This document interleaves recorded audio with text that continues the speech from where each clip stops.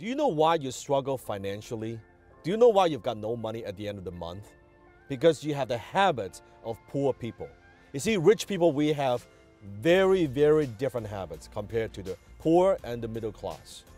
Today, I'm going to teach you what those habits are. We are what we repeatedly do. Human beings, we are creatures of habits. You notice that you kind of do the same thing, the same routine over and again and again and again. See, getting rich is not an act. It is a habit. So it is staying poor. It's also not an act. It's not something that just happens to you. It is a habit.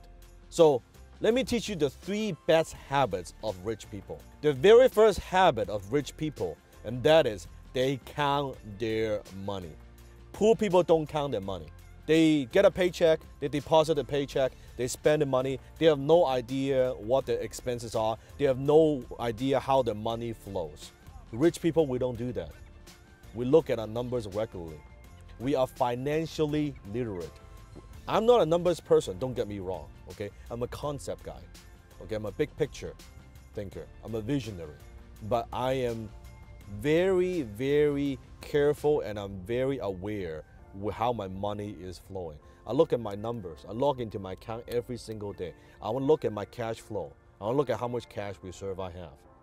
I sit down with my accountant every single week, look at my financials every single week, looking at my financials across all my companies. How are they doing?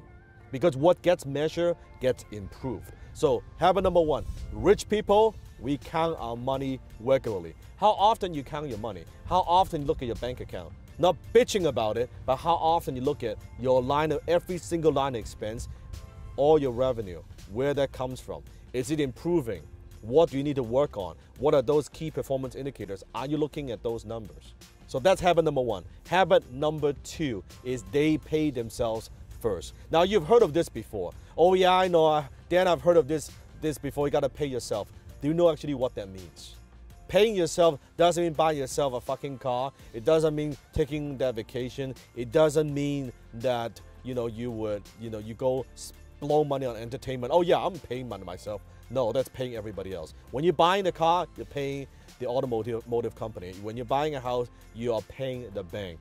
When you are traveling, you are paying the traveling agency. You're paying the hotels. You're paying the flight company, the airplane company.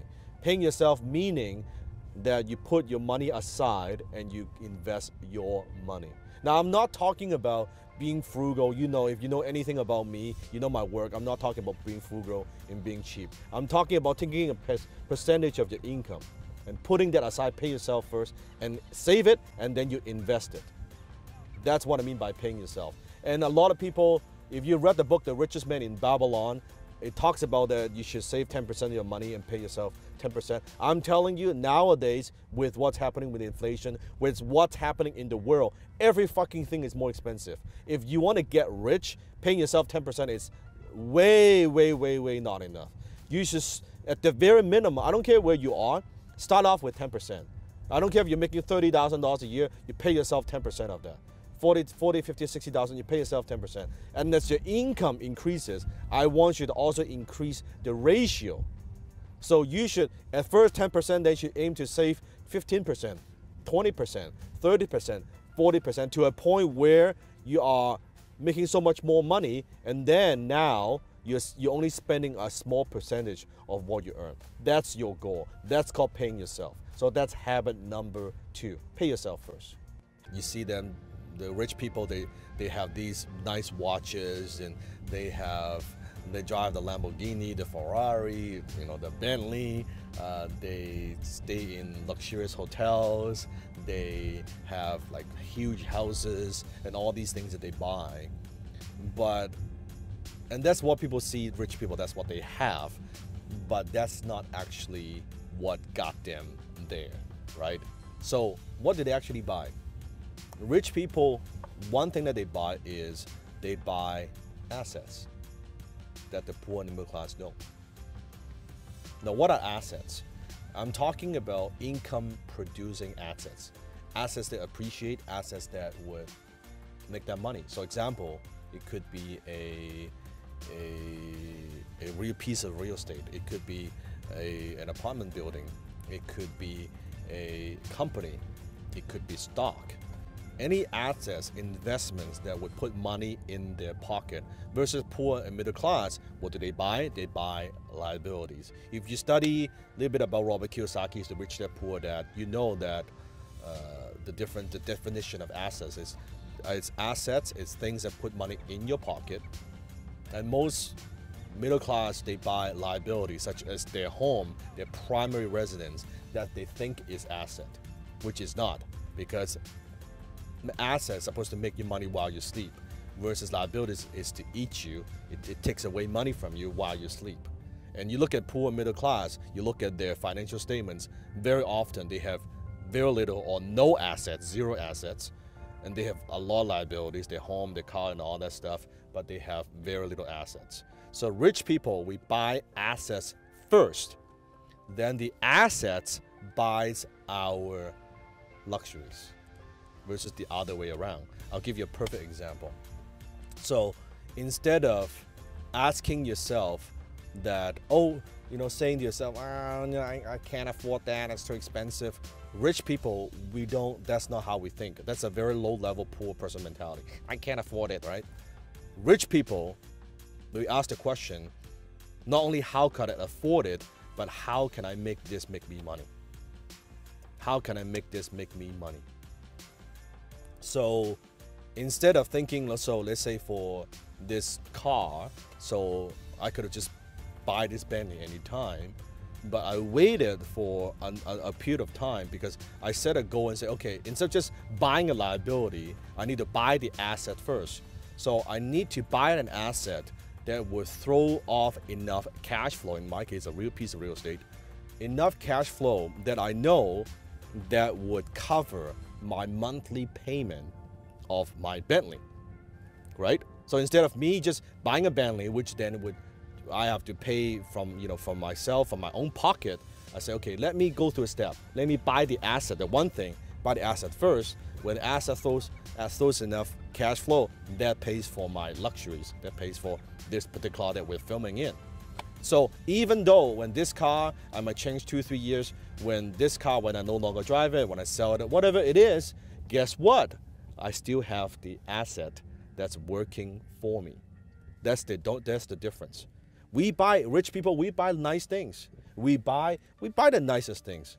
The difference is we don't want to use our own money. We buy the assets first, we invest first, we buy the investments first, then we buy liabilities. Habit of rich people number 3, and that is rich people are constantly improving their earning ability. Because you might be thinking, Dan, okay, I want to pay myself first, but I'm not making enough money. I'm only making a few thousand a month.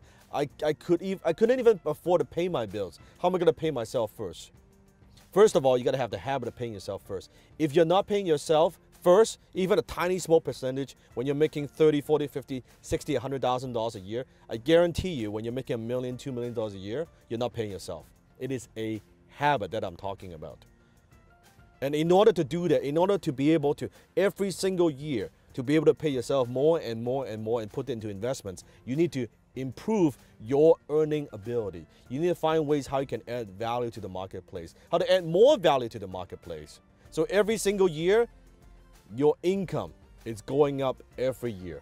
If you've been working in the real world and you have your own business and your income kind of stays flat for the last 2, 3, 5 years, then shame on you. It means you're not learning. It means you're not thinking. It means you're not growing. Every single year, your income, you have to strive to improve that, your earning ability. And rich people, we're always constantly looking for ways to improve our earning ability, but also looking for ways to add leverage, to apply leverage into what we do.